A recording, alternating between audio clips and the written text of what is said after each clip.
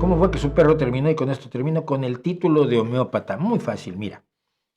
A los poco listos de Boiron, el gran laboratorio francés de charlatanería y pildoritas de azúcar con alcohol, se les ocurrió que si respondías a 10 preguntas te daban un título de experto en homeopatía. ¿No? Preguntas de lo más bobas del mundo.